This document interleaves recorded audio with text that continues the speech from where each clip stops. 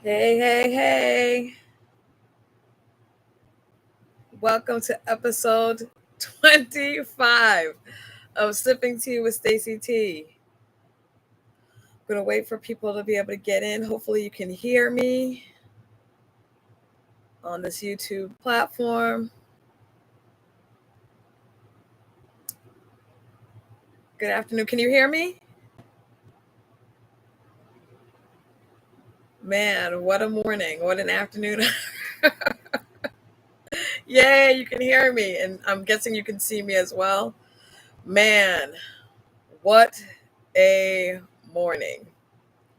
I was not anticipating any of that. Um, I don't even know what to say about it, to be quite honest with you. I am like a little overwhelmed, but I appreciate you all making the journey over here. And, we're going to go about the sipping tea as usual. Today's tea is going to be, yes, the devil is a liar. I agree. Yeah, yeah, yeah. He really is. Today's tea is going to be Twinings Earl Grey Lavender. I've never had this before. I don't know if I've ever had lavender tea. Period. Um, I'm not really. I mean, I've had some candles with lavender in it, but yeah. So I'm gonna have to try to figure out the whole lighting situation. I still am using my lighting, my Ring camera, but now it's just a little bit different because there's a window right here, and so there's a lot of light coming in. So in any event, hopefully it's still acceptable. Um, Oh man, what a day already. But again, I really appreciate. I know it's going to take people a minute or so to for people who are just going to log on midway through, take a bit of time to transition over here. So that is okay. I see I have somebody else that came in. It's a little different where I could see the people's names as they come in. So that's something also I have to figure out. Hey, Cheryl, welcome. Yes, I'm going to keep going. That's what it boils down to. I'm going to keep going. I do like that this makes my face look thin. I do like that. I'm not mad at that. So I like that. Again, for those of you who are going to be coming in, sipping tea with Stacy T, Earl Grey lavender tea. I'm steeping that right now. Going to let that, though my hot water is not as hot as it was, it's all good. It is all good. Everything that was meant to happen today is going to happen today. Today's topic is the cup versus a bottle of water. So a teacup specifically versus a bottle of water. So, when you have, and I have both, right? A teacup and a bottle of water. I'm going to hold this like this because I'm not getting a sponsorship. When I get a sponsorship, then they can get the label turned around. But a teacup, specifically this one, glass, right? Which means it's fragile. Bottle of water, sturdy, hardy. People can throw it around. They throw it in their bag. So we'll talk a little bit about, what that means in terms of how we are handled and how we allow people to handle us. So I'm going to let this steep a little bit. How's everybody's afternoon so far? Do you have any plans for the weekend? Is it a relaxed weekend? Is it warm? Because it's been a little, for me, perfect weather, which is on the cooler side in the 70s. And I know people are like, what in the world? I hate it. It's cold. It's supposed to be summertime. It's supposed to be hot. Man, if I can go outside and not sweat immediately, it's a win for me. It is an absolute win for me. So excited about that. All right. I'm going to try this tea because, again, the water is not as hot as it was. So I want to try to, it's 77 there today. Well, first of all, before I even try it, I can almost smell the lavender. So I'm a little like, I don't know about drinking lavender, so we'll see. It's actually pretty good. I don't know what I expected because I was able to smell the lavender. So I don't know if you've ever had like lavender on lotion. And so I was like, I don't know how I'm going to feel about lavender in my tea, but it's actually it's pretty good. It's a break from the immense heat, so I'm happy. I know that's right. I can't stand it. I mean, I get it. The whole people are like, oh, New England is so wonderful, the four seasons. So we get like, for me, I feel like we have two seasons and then two like breaks, right? So we have a long winter, often a long summer, and then we have like a few weeks of spring and a few weeks of fall. And if we're fortunate, we get a long fall, which is my preference. I really like when we have a nice long fall, and it's not too cold, or I don't have to shovel. That's always a blessing. But it is what it is. All right, I'm going to try this again. Put a little something sweet in here to see if or I'm sure it will affect the taste, but how it affects the taste. Okay, with the tiniest bit of sugar, this is actually bliss in a cup. I really, really like this. Like, really enjoy this. hmm It's interesting because it has like I can't really describe the flavor because I guess that's the lavender, but it's a really, yeah, it's a really nice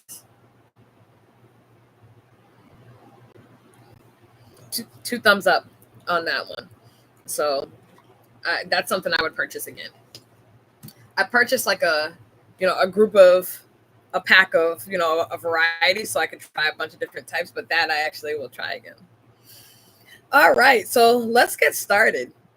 I'm not sure, how long this is gonna go. My intention wasn't for it to go for as long as it needs to, and that's gonna be what it is for me. So, again, thank you for journeying over with me. You know, a cup, as I mentioned before, has no top.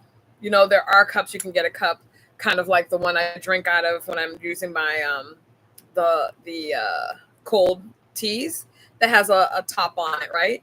But most cups, if you think of a cup of tea specifically, you think of a cup like this or like a mug, and they don't have a top on them. But again, they are fragile. You can't just, throw this in your bag to go somewhere. You can't just slam it down on the table. You have to be a little bit with this, right? And but you know, the funny thing is, even as gentle and fragile as this is, it can hold heat, right? It can hold extreme cold as well. So there's something about this that there's internally it can hold a lot, but you can't just do anything with this or else you're going to damage it. And as I mentioned before, a bottle of water is something that you can just throw in a bag. You can, if you drop unless the cover's off, and that's a whole nother disaster. But if not, then you're dropping it in a bag. You're dropping it on the floor. No big deal. You just pick it up and go about. It still has the same amount of water in it. It still does the same thing, which is allow for you to be refreshed and renewed and all the things water is supposed to do. Really important thing because it holds an important thing, which is water. Water is life for us. We need to have water in order to survive. Now, the interesting thing, again, I talk about sometimes how I come up with my topics, and oftentimes there are, people that have come to me. A lot of them have been my mom. Many of them have been my own. But this particular topic I heard while listening to a podcast, and it was random that this podcast even came up, and I'm not quite sure how the algorithms work where this did come up for me. But I was listening to a podcast, and I can't remember the actual podcast. I just remember the person on it, which was Tiana Taylor. And a lot of people know her. She's a singer, dancer, choreographer, actress, blah, blah, blah, blah. List goes on, right? But the thing that was interesting is, she's in a season where she's entered into a relationship. She got divorced, and now she's in a new season where she's dating someone. And she was referring to this person as she was speaking about him. It was kind of explaining how he's different from the people that she's interacted with, whether just like in dating relationships, but in general. What he allowed for her to do, which I think is so amazing, is allowed for her not to feel on guard, right? And that's challenging as we navigate relationships in general, friendships, romantic relationships, family relationships. Sometimes some of the things that they've done or some of the things that we've experienced in life cause for us to kind of be on guard, right? And to be honest, sometimes that's fair, right? Sometimes we haven't worked through it, or because we know the nature of the person, we already know like they might come with some mess, and so we need to be prepared for the mess that they may come with. But what was interesting in listening to her describe this was, she felt like this person allowed for her to have a soft life. She was allowed to now not be on guard and to be able to relax, right? And it was interesting because I was listening to or reading this this person was describing, things that she's going to be kind of claiming for her life. And she was talking about how when you are always on guard, like when you're always on guard, when you finally do relax, your body is actually exhausted. Because when you're on guard, I mean, just like think about like in the military, when you're on guard or if you're in security, you're not allowed to relax. You're supposed to be on heightened alert, right? So imagine you go through a period of your life that you're on heightened alert. You're constantly, paying attention to, who's around you, who's walking behind you, what are people saying near you. Not that you care, but you are always paying attention, right? You're never allowing for yourself to kind of just relax in a setting. And if we're honest, I think many of us, it's survival, right? A lot of us have that ability where we're constantly just on guard. And so what we do in our lives is we treat ourselves like, like we're serving in the military. So I go back to, the young Stacy, and that young Stacy who, was very trusting, right? And I think a lot of the times when we think about, ourselves as a cup of tea or a bottle of water, right? And sometimes both, right? I think that what we don't really think about is how we got here, like how we got to this place. Because when I refer to a cup of tea versus a bottle of water, I'm referring to how do we allow people to handle us, right? How are we allowing people to treat us? How are we allowing people to handle us? And what part of that is us and what part of that is them, right? Because in any relationship, doesn't matter the nature of it, there's always a part that's us and there's always a part that's that person. Whether it means that, if you're with a narcissist, that's challenging because, a lot of the things that they do, and again, that could be a narcissist in your family. It could be a narcissist at work. It could be a narcissist at church. It could be a narcissist that you're dating. It could be any measure. They don't exist in one, one area. They kind of expand throughout. But when you're in a situation like that, there's still a reason why that's being allowed, right? And so oftentimes what I seek to do when I have these sessions is really these episodes is really talk about that. So, looking at young Stacy was really trusting. But also part of how did that trust form? A lot of that trust formed because I lived and existed in a bubble, right? That bubble was safe. Now, even if the bubble had its own mess, because every dynamic has mess, right? Even if it had mess, that was my normal. That's what as looking for how I was to be treated or how relationships were formed. That's how I formed them, by observing that, by living those truths, right? So for me, very trusting, always emotional. I talk about that on every episode. Very emotional person, very much an emotional person.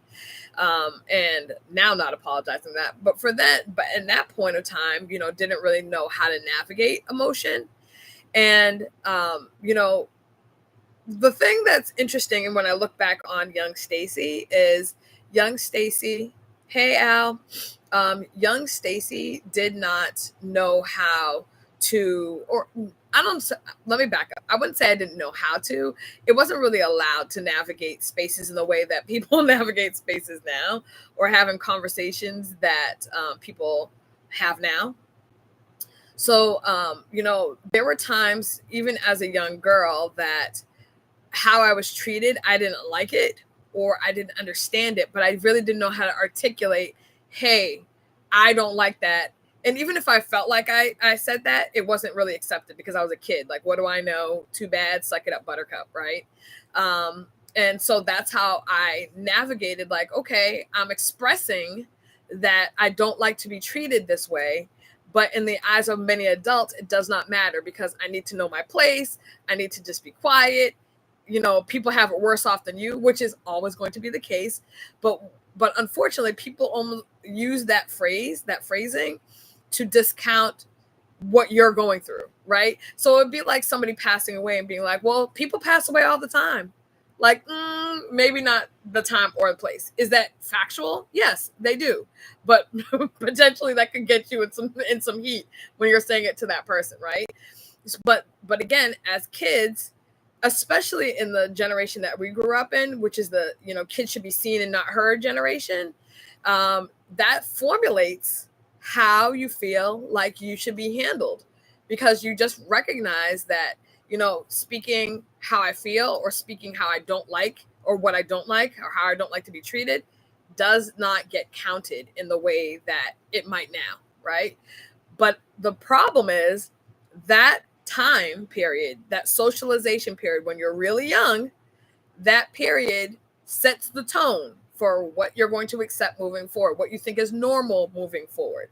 And unless you take the time to unpack that or unlearn that, which unfortunately happens for most people way later in life, right? There are some people that are the unicorns that are like, by the time I got to be a teenager and I moved out of my house, I knew what I did not want. I already kind of had cut off the people that were toxic for me or not healthy for me or refused to, treat me in a specific manner. There's a few people that fall into that category. But most of us, because we cling to relationship, we desire that measure of connection, we don't really have the ability, whether people want to call it strength or whatever, but we don't have that ability to separate ourselves and say, you know what, I get it that you're my cousin, but you're a horrible person to me. Like, you treat me like hot trash on a regular basis. And I don't think that that's how I want to be handled. I know that that's not how I want to be handled. Now, for those of you who have children, in addition to that, I'm sure you're echoing and you're looking at what that looked like for you, how you were handled as a kid then, and how you've handled your children now, right? And oftentimes, and it's not always, but oftentimes people go the polar opposite direction, right? I was treated like this. I'm never going to treat my kids like this, right? So their kids are never like spoken to. They ain't got no type of discipline. Again, speaking in sweeping generalizations, but that often happens. So you'll notice there's a lot of people who are like, man, I wish that kids were disciplined in the way that kids were disciplined back in the day. You hear that a lot more because you got a lot of kids out here that are crazy. Right? They're acting a fool. And so there's a lot of people that wish that we could kind of sweep back to that. And I get it, but always remember that even though there may be something positive in a generation or positive in the way things were done prior, that doesn't mean everything was positive. And the lack of kids being seen or kids having that measure of education was really challenging. And I'm just saying that as somebody who's now an adult that lived in that space. So I'm curious, for those of you who are here and those of you who may be watching this later, how many of you feel like you, as a kid, that you were handled with care by the adults that were in your circle? And you don't have to tell me who. And it may be some, it may be most, it may be a few, but I'm really curious because I know that I'm not the only person that's experienced that type of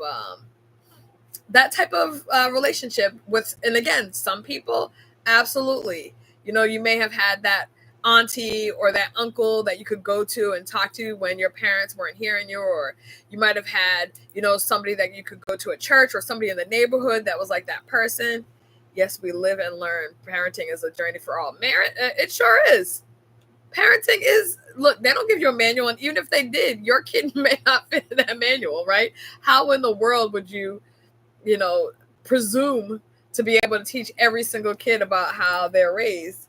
And that's why a lot of times when I go back and through this process and I'm learning and I'm healing and all the things, I give a lot of grace because, one, I'm not a parent. Two, I do get it that there is no manual. And sometimes people are just doing what they learned and they didn't unlearn.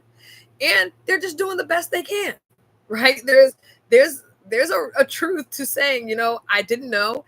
I did the best that I could. And there are what I will say is also a lot of those parents that are in that space where they're dissecting themselves.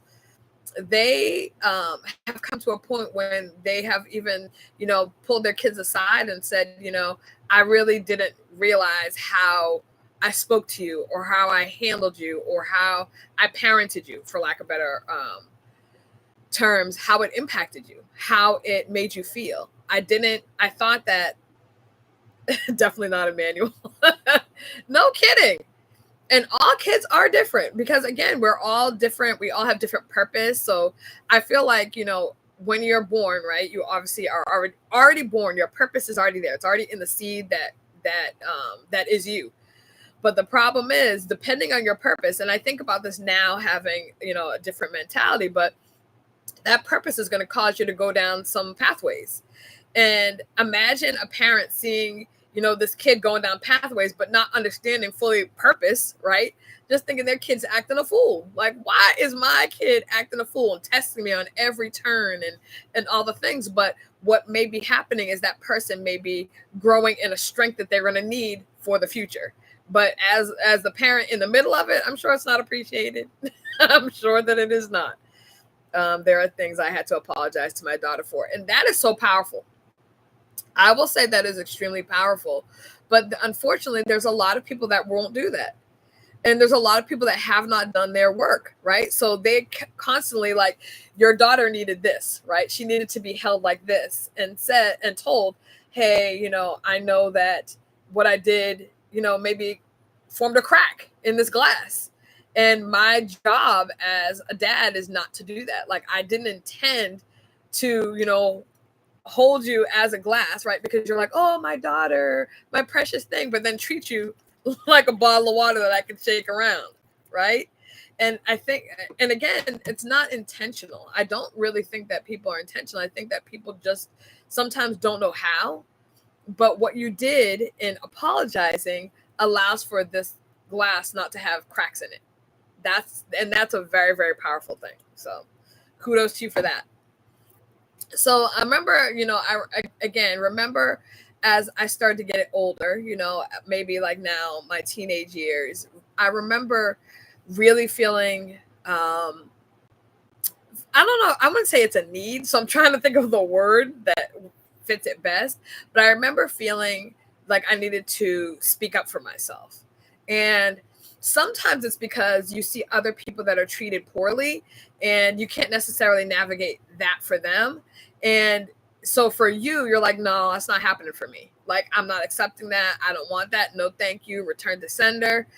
But again, because you're still considered a child, even though, mentally you may have a great mindset and you could be smart and all the things, you're under 18 years old. So for me, that became difficult. But what I recognized is two things. One of the things that I recognize now, looking back on Stacey as a teenager, is I had an easier time advocating for other people. I had an easier time seeing this person as a glass that was getting kind of chucked around and getting fractured and chips in it. I had an easier time doing that than to say, you're fracturing me, or you're chipping my glass, you're chipping my cup. And because of that, my cup has a leak, right? And I don't know what to do about that. I don't know how to navigate that. Those were not conversations that I felt comfortable having. However, if I saw somebody being mistreated, whether it was in school, which often happened, because I spoke up in school for people that were being mistreated, whether it was by my classmates, there were kids that were differently abled and had to navigate the world differently than the mainstream, quote unquote mainstream kids, even though they were in the mainstream high school. And I hated when they were treated poorly. I hated it. Hated it. Some of the kids, and they say kids can be mean. Man, kids can be vicious. Straight up vicious. And they didn't care about you being a cup of tea or a cup period. They were like, you are a bottle of water. Why? Because I proclaim that you're a bottle of water, and I'm going to throw you around until you tell me to stop.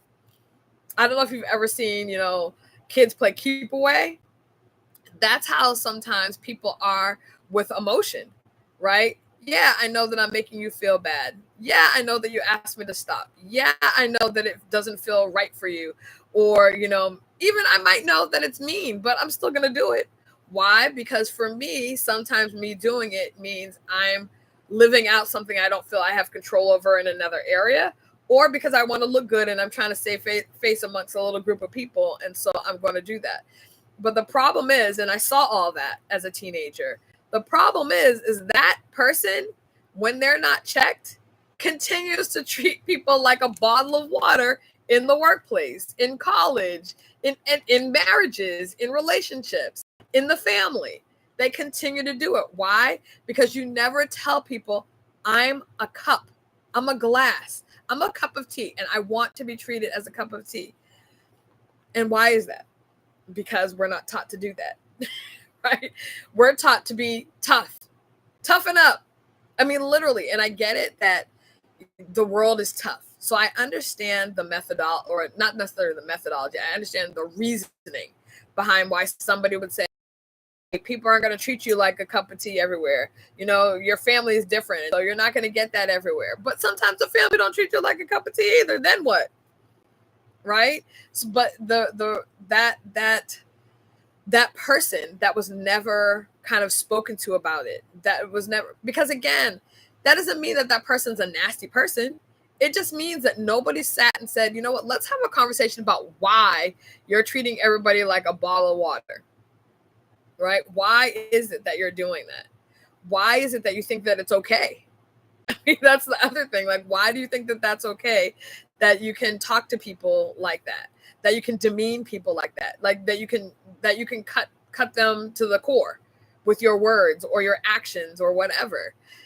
And for some people, they never ever have that conversation, but they never also stop getting older. Right? I mean, unless they pass away, but they continue to grow in age, but they don't grow because people don't stop and say, hey, you know what? I don't like how you handle me. Now, I will say this. It's a challenge sometimes to talk to people about how they handle you. Well, many people don't like confrontation to avoid it altogether. Man, stop speaking what I'm about to say, because that's exactly where I was going to go with that. To Cheryl's point, a lot of people do not like confrontation, and that is 100% the truth. And I've seen it in every situation that I've been in, whether it's in family dynamics, whether it's in church dynamics, whether you're working with someone, whether you're dating someone. There are some people that just don't like confrontation. And the problem is not, look, I'm not saying you have to love confrontation. I'm about to tell somebody about themselves. Like, that's a whole nother thing, right? That's a whole other episode. Why do you like, having that edge all the time? But unfortunately, people think of confrontation as edge. But what happens is, when you don't have the tough conversations, things grow, things escalate. So now you have a bigger situation than the one that could have already been nipped in the bud, right? So now it's basically, I feel like you're like shoving this cup, which is me, right, through a wall, as opposed to like, okay, hey, like, let me bring you back in. Like, we need to have a conversation before this gets too bad, before you start shoving my head through a wall. Unfortunately, like Cheryl mentioned, a lot of people do not like confrontation, and so they avoid it. But like I've said before in many of the episodes, only so much can be taken before something is going to crack, right?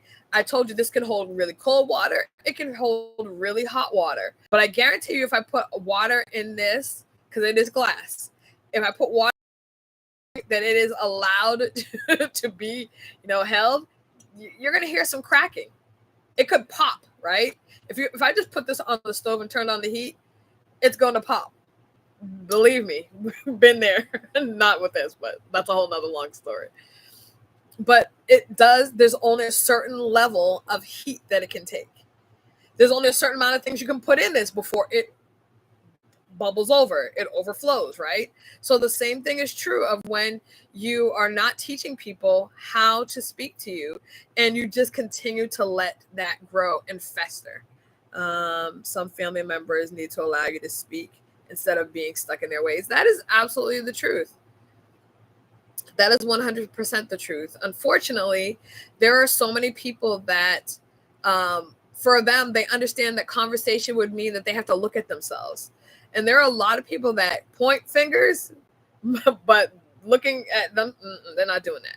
And they're not ready to, because nobody's ever called them out on their mess. Right? If you literally allow for, let's say for example, you're a teacher and you keep allowing kids to do 2 plus 2, and you keep saying, they keep writing it's 5, and you just keep allowing it, right? When are they going to learn that it's 4?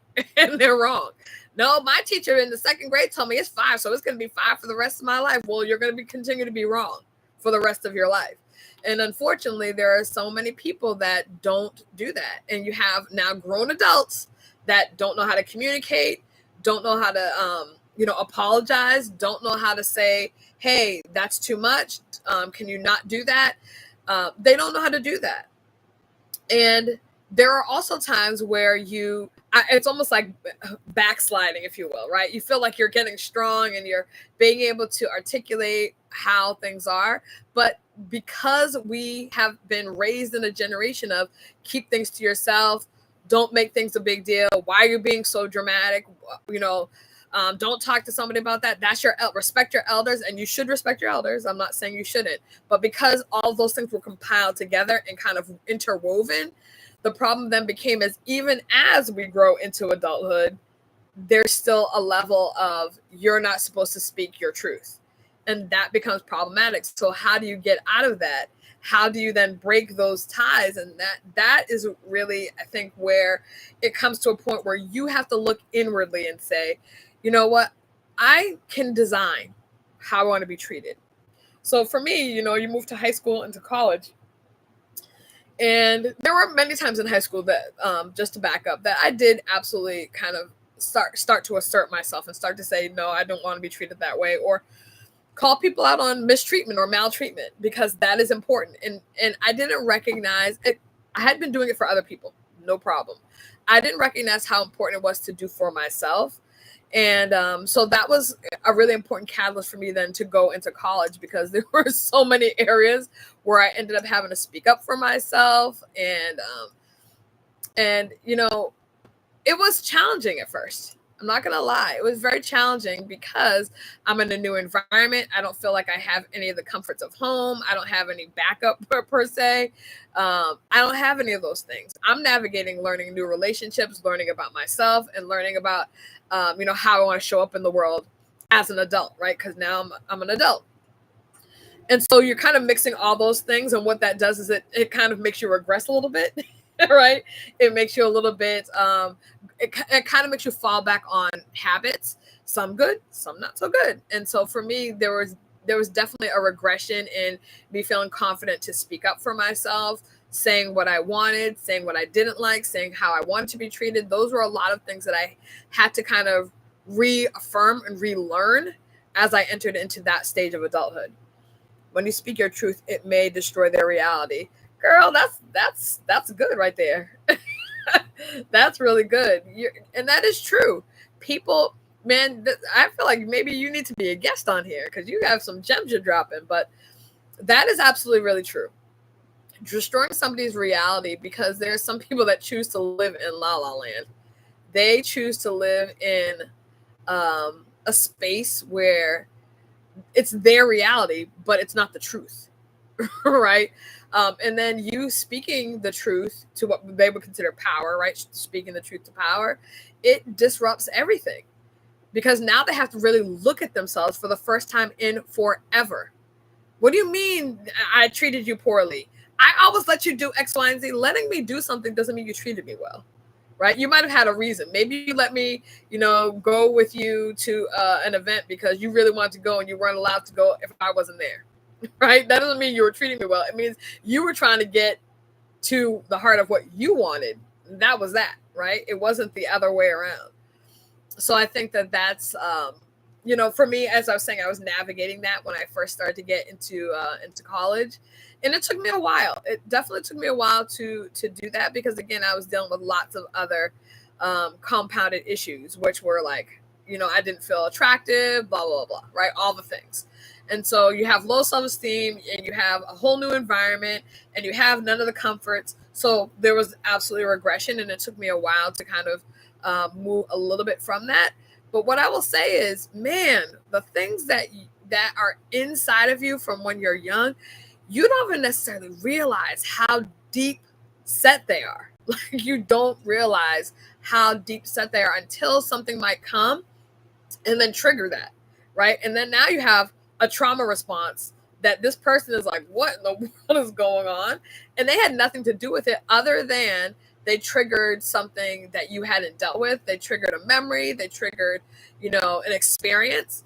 And now you're trying to unpack this, how, in this new environment, this is really what you want to be treated like. And what you're now recognizing is this is how you've been treated the majority of your existence. So you're like, man, now what do I do? Right? What in the world do I do? Because I'm in a situation that is not what I want. And, the funny thing is, I remember hearing as a kid, life isn't really about what you want. You have to just, kind of just do, right? Do things and just work hard. And it's not about wants, it's about needs, right? So it's not about what you want. And so people might, when you come to them and say, hey, I really want you to treat me like this. This is what I need from you. They may have, and this goes back to what Cheryl had mentioned a while ago, they may have a hard time and they may balk against it because to them, their reality, what they designed in their own mind, is very different from what you're saying. And that doesn't make them bad. It just makes them, kind of in a space where they're not willing to deal with that. And hopefully they can get there. And, you're able to work through it together and you're able to have good, honest conversations together. But you also have to recognize that not everybody wants to go on that journey. There are some people that truly, and the more and more I learn people and see people and interact with people, there are people who really do not want to change. Like 100%. Don't want to change, not doing it, not even vaguely interested. They think they're fine. They think everybody just needs to suck it up, and that's just what it is, right? That's just what it is. Like, this is who I am. And those people tend to project that you're the problem. You are the problem. Well, if you didn't do X, Y, Z, then blah, blah, blah, right? There's no measure of accountability for their own actions. And even when they do, they wrap it up in something you've done. It's like when somebody apologizes and they're like, I'm sorry, you feel that way? No, like, apologize for what you did. Don't talk about how I feel, right? It's kind of one of those halfway. I'm sorry you feel like that. I'm like, you could have kept that, right? That's not a sincere apology. Correct. That's why you need to do your own healing. Can't wait on them. Whew. Yep. And healing is a journey. I mean, this is the 25th episode of Sipping Tea, and on every single one, there's been a measure of healing that I personally do. So I can't speak to you all. I'm hoping that that's happening for you as well, because you're confronting things and thinking about things and maybe having conversations, even if they're internal conversations. But I'm hoping that what it does is leads to, additional conversations. Their narcissistic, toxic behavior is normal to them. It is. It's their norm. And what I will say is, unfortunately, I hear it sometimes when I I'll see posts online and people say, especially they'll be training their boys. Don't be worrying about these young girls. You worry about you, and don't be worrying about that. You don't need them, blah, blah, blah, blah. And I'm like, you should be teaching people how to coexist. And I'm not saying that you shouldn't teach people to be strong within themselves. That's good. That's good behavior. But I'm not saying that you should also teach people to be self-serving, right? Because I firmly believe that we're on this earth to serve one another. That's how God designed it, right? So his design doesn't need any of our input, doesn't need any of our help. We don't need to rearrange it. He's good, right? He's all set. So that was the intention. But unfortunately, we raise it. I don't need him, right? It's just like, I was having a conversation, this is years ago, with my sister and then another one of our friends, and people are like, all I need is God and God alone. God didn't even design that. Where does that say that? He said it's not good that man be alone. So where does it say that God and God alone? You should have God. He should be a priority. But he didn't say that. That all I need is Jesus and Jesus alone. It's nowhere. That is not scriptural. Knock it off. Stop saying that. Yes, I get the bootleg apology all the time. The bootleg apology all the time. I'm not laughing just to call it a bootleg apology. I love that. Don't be surprised if you see that in a post today, because I'm using that from different family members. So I'm hearing what Cheryl said to heal on my own. Yeah, I mean, and that is hard. I'm not gonna lie, because what happens is when you're healing on your own, you may never get an apology. You may never get somebody taking accountability. But what you don't want to do is you don't want to be the same way that they are. You don't want to be carrying on another layer of toxicity, another layer of hurt, another layer of pain, another layer of damage, because it grows. It grows just like anything else. It's, whether you build mold, if you've ever had a science experiment and they tell you to create a mold thing, it grows, right? As long as it has something to attach itself to that it can, cling to, it's going to grow like a mold. And unfortunately, people aren't looking at internally. They aren't doing the work. And doing the work, FYI, is painful. Any healing, if you've ever had, any measure of, deep conversation with people that, call you to be accountable, or if you've been to therapy, it is hard, because you have to look at not just, the actions that have come your way, but your own actions or your inaction, which is an action. Inaction, doing nothing is an action. It's taking an action. I got into it with someone online because he told a sister she was wrong for teaching her sons to open doors for women. What in the blue blaze? Man, open doors for me. Daggone it. I'm fine with that. Open doors. Pull out my chair. I might have to scoot it in myself, but pull out my chair. Stand when I enter a room. Stand when I'm leaving to use the ladies' room at a restaurant. I want all the things. All those things, please and thank you. Chivalry is not dead, but the reality is, there are so many people that are broken and have not done their healing, and they now are, teaching craziness. That is absolute craziness. There's zero need for that. And the sad part is you have people on the other side like, don't pick up my chair. I'm not crippled. Like, okay, good for you. And nobody said that you had any type of inability or disability or that you were crippled. I'm just trying to be polite. And it became a point where there was such combativeness, right? To me, that's by design. That is by design. Like, let's make people argue over the dumbest things possible. Me being kind to you, let's argue and go, right? It just makes no sense. Wow. Yes, and teach the ladies to continue to say thank you. Man, that is the truth. Because I'm going to be entirely honest, there are times where I've held the door open and the person said nothing, and I'm like, and you're welcome, right? Now, did I need to do all that? No, I'm healing. But the reality of it is it's annoying. Like, open your mouth and say thank you. People have gotten so entitled and so snotty and snooty for what? We're in the same store, or we're on the same train, or on the same plane, we're at the same restaurant. Like, what in the world makes you feel like you need to treat me less than you? Where is that coming from? But again, a lot of these lessons have been, they've been ingrained as okay behavior. And are you willing to be treated like that? You want to be treated like this or this? Right? Again, that's up to you. That's entirely up to you. That is within your ability to say that's not, that doesn't work for me.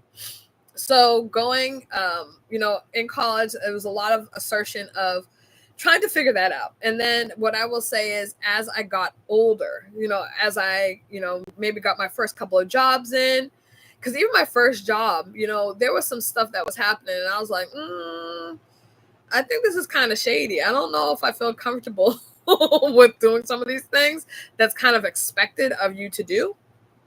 And I felt like I did not feel confident enough to say, hey, I don't think that that's right or whatever. I kind of just kept my mouth shut. So inaction.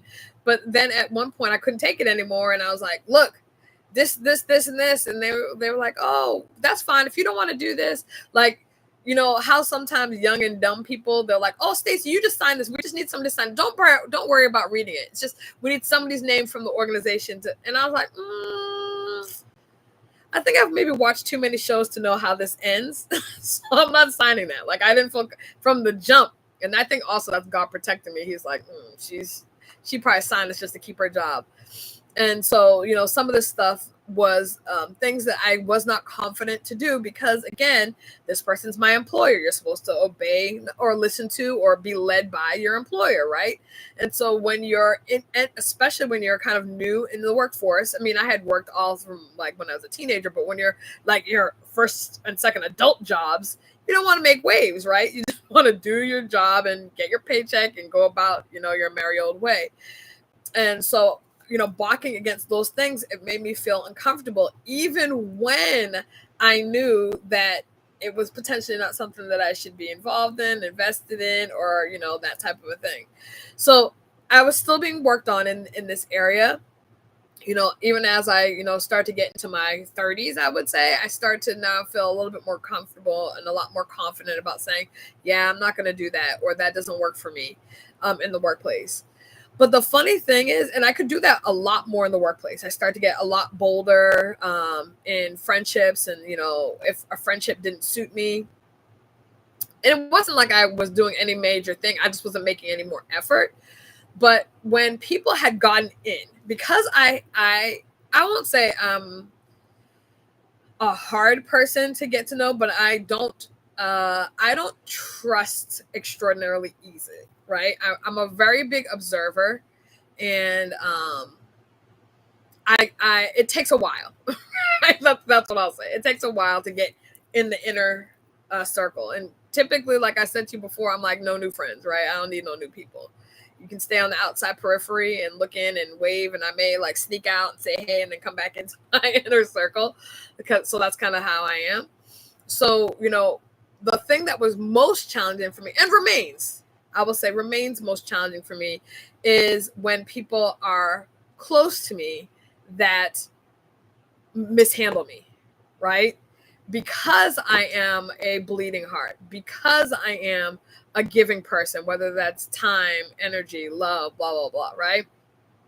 Because I am that person, when people, I always assumed, right? And part of this is like, you know, you'll treat people how people will treat you how, you know, you treat them, right? I really bought into that. But the problem is that's not true. People will treat you how they know to treat you, or how you allow for them to treat you, is what I started to learn. Because again, not everybody learns emotional intelligence. Not every family or parent is teaching people, because they don't necessarily have it for themselves. So they're not imparting that knowledge, which is so important for people to grow and have healthy relationships of any kind: working, family, church, marital, friendship, all the things, right? So because people don't have that necessarily, what I was navigating now and continue to navigate is, you know, when people are taught to be selfish, when people are taught to be self-absorbed, when people don't when people are not consistent, when people you know, say one thing and then do another. I was having a very hard time with that, because I didn't understand how what I was giving was not mirroring that coming back to me, right? That continues to be challenging for me. Sometimes you have to let them go. That's for sure. 100%. But, and even in saying that, that's not always easy. So I have had friendships that have lasted long periods of time, and them ending was painful, like painful for me, because again, treat people how you want to be treated, but not necessarily, that's not reciprocal, right? And I've talked about it before, emotional vampires or emotional drains, people that are not, and some people are like, well, you need to call them out on their behavior. And some of that is true, but there are some people that don't they are not willing to look in a mirror. They're just not. And it could be that they're not ready. But for your own sake, you have to decide, okay, you may not be ready, but what does that mean for me? How does that impact me? Or how am I willing for it to impact me? Because you have to decide in that relationship, whether it's a working relationship, a friendship, a family relationship, a romantic relationship, whatever it is, are you willing to be this even though you want to be this? Right? So like I said, Tiana Taylor was talking about how she is a cup of tea, and now that's what she is treated like, right? Was that always the case? No. She was definitely treated like a bottle of water, right? And I'm sure in some manner there are some people that will continue to treat her like that because they see her as this instead of this, right? And there are some people, regardless of your intention, that you're not going to be able to influence the way that they see the world because they have not worked through their mess. Now, that doesn't mean that you can't be there for some people, but what it might mean is that you have to change how you look at them. You may have to change what they are to you, right? Because maybe then instead of being in your inner circle, those people get kindly escorted to the layer outside of that, right? Thank you so much. You put up the church finger and have the usher escort them out because maybe they need to then go to that other layer, and that's where they need to stay. Maybe they're not in any of the layers, right? And that may be a truth as well. What I will say is, and I'm talking about this as if it's like, okay, well, bye then, right? It's not going to necessarily be that way. It may take some time because you emotionally have to do your work, right? You have to pray about it. So for me, specifically in those situations, prayer and praising God and devotional and all those things are so integral to me because I need connecting to God, right? Because again, there are some people in your life that you're like, why is this person in my life? Right? Like, what in the world? But for you don't necessarily recognize that person is attached to your purpose. God may have you, in that person's life because you're supposed to bring them closer to him, or because you're supposed to show example, or you're supposed to show, any measure of things, right? There's any measure of different lessons that you may have to impart to that person. But what I will say is, and somebody said this to me before, in the midst of, you being there for someone, even if it's a God assignment, right? That person is not supposed to damage you in the midst of the assignment. And I think that's where you have to really draw the line. And that's where you have to really think about, is this something that is for me? Is this something that I'm supposed to do as part of my assignment? Or is this something that's something totally different? Because there are some people that get close to you, and even in getting close to you, they break your spirit. They can distract from your purpose. They can, there's lots of things, right? So you have to be really mindful of all those things. And I find like the older that I get, and again, I've said this before, I'm very observant. I have a high level of discernment. But even with those things, there are some things, right, that every once in a while something might slip through a crack, right?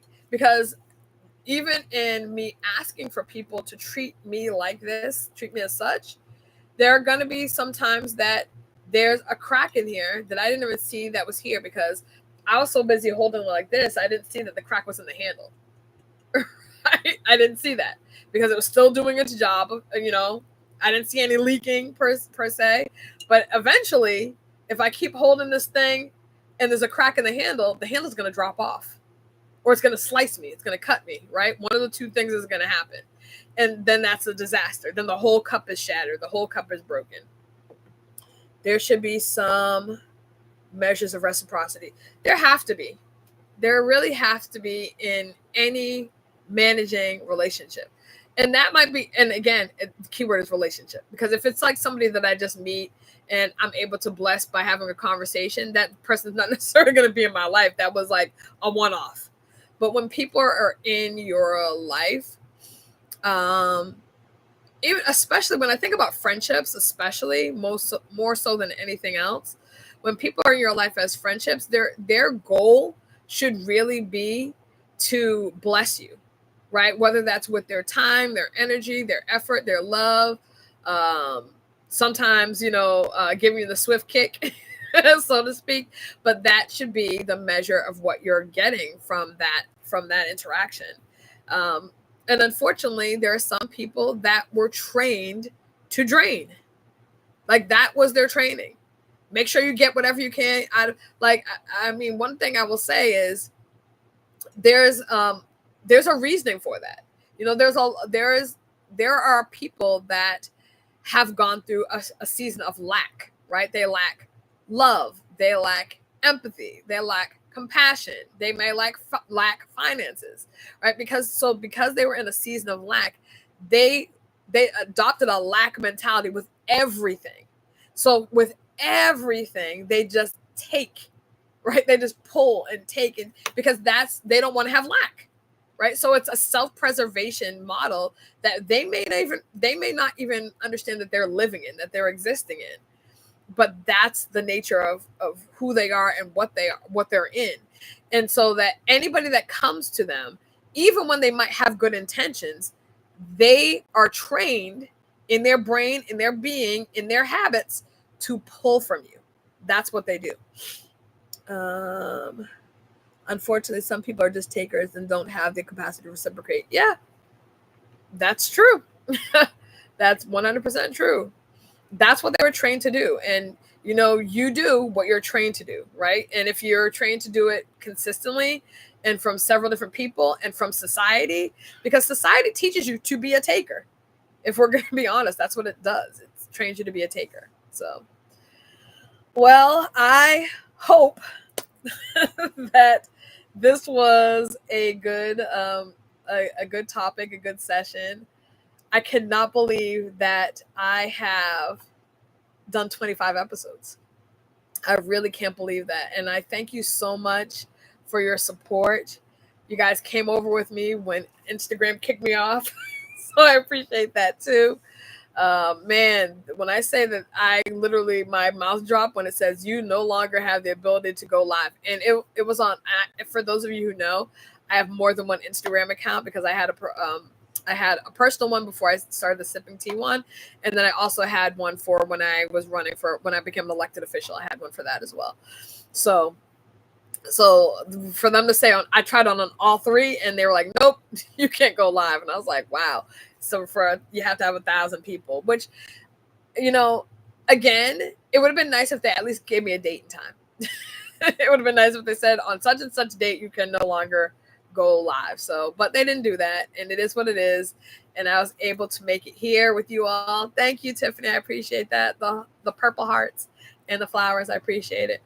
But I just want to tell you all, I truly, wholeheartedly appreciate you. I'm going to be trying to do this on TikTok and here, because I feel like the messages need to be spread on that. And I think it's harder I can try to upload it. We'll see what happens with that. But that's where I'm at right now. And I just want to tell you again that I am writing. I finished, of the 20 chapters, I finished 9 of them. So I have to pick up the pace. Cheryl told me I have till the end of September to finish. So I appreciate her keeping me on top of that, because I do want it to be available for you all. And thank you for being on my healing journey, which became this platform. And I hope that it is also helping you heal. And please share it with people. Share this, like it, make comments, really helpful as well. But I appreciate you all. Be kind to yourselves, be kind to others, and extend to yourself and to me a measure of grace. I will see you here. It's going to be on YouTube from now on. Next Saturday, sipping tea with Grace. I'll see you episode 26. Remember, next week is called Christ and the Couch. I have Jordan Whitlow that is going to be with us, and she's a doctoral candidate, so in psychology and school counseling. So I'm really excited to have her on. We're going to be able to pick her brain about the stigma that kind of comes around with counseling, therapy, and faith. So see you next Saturday here on Sipping Tea with Stacey T. Bye everyone.